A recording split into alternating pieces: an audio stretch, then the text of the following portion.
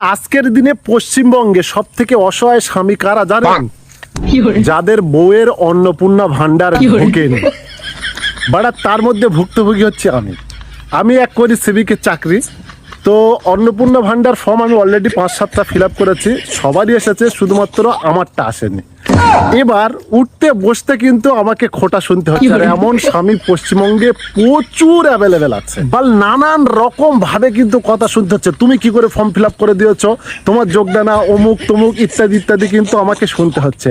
এবং এইটুকুতেই শেষ নয়, নানান বায়নার মধ্যে লেগে আছে। চলো আজকের পঞ্চায়েত অফিস থেকে ঘুরে আসি, প্রধানের সঙ্গে কথা বলবো, কেন কি হয়েছে দেখা যাক। আজকে বিডিও অফিসে চলো, বিডিও অফিসে একটু যাচাই করে আসি। না আজকে চলো এসবিআই ব্যাংকে যাই, এসবিআই ব্যাংকে ঢুকতে পারে না। সরকার প্রথম থেকে মহিলাদের মনে আশা ঢুকিয়ে দিয়েছে যে যারা লক্ষ্মীর ভান্ডার পেত তারাই অন্নপূর্ণা ভান্ডার পাবে, এবং সেই আশায় মহিলার কিন্তু বুক বেঁধে বিজেপিকে ভোট দিয়েছে। এবং ভোট দেওয়ার পরে সরকার একের পর এক পরিবর্তন। আজ এই ফর্ম ফিল আপ করো, কাল ডিভিডেন্ড লিঙ্ক করো, কাল অনলাইন করো, অফলাইন করো, হ্যানা করো, ট্যানা করো ইত্যাদি করো, করে করে করে করে আজ এমন পজিশনে মহিলাদের মনটা নিয়ে এসেছে, তারা যখনই না পাচ্ছে, যাকে প্রথম সামনে পাচ্ছে তার উপর আক্রমণটা করছে। আর ওই মহিলারা প্রথম কাকে সামনে পাচ্ছে আপনারা তো বুঝতে পারছেন। তো যারা ভুক্তভোগী একমাত্র তারাই বুঝবে।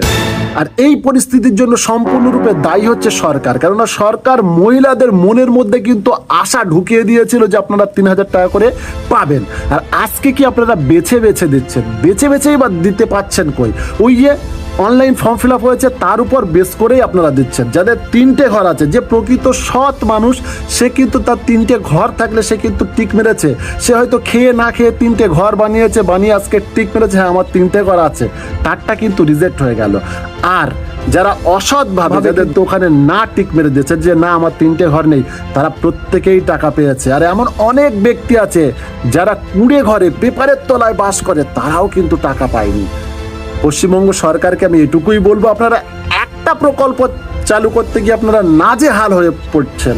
আপনারা একবার বিডিও অফিসগুলো দেখুন কিভাবে মহিলারা আপনাদের বিরুদ্ধে নিজেদের ক্ষোভকে উগরে দিচ্ছে।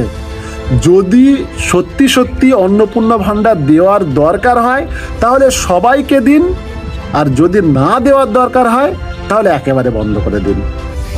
যেমন লক্ষ্মীর ভান্ডার ছিল তেমন করুন। আপনারা এটা ভাবছেন যে আমরা 3000 টাকা দেবো, হাফ মহিলা দেবো, মানে লক্ষ্মীর ভান্ডার যত পেত তার হাফ মহিলাকে দেবো, এতে আখেরে আপনাদের লস হবে। মানুষ এখন হয়তো কিছু বলবে না, দাঁতে দাঁত চেপে থাকবে, এবং যখনই তার ভোট অধিকার আসবে সে তখন কিন্তু তার অধিকার বুঝে নেওয়ার জায়গায় ভোট প্রয়োগ করবে। আর একটা বিষয়,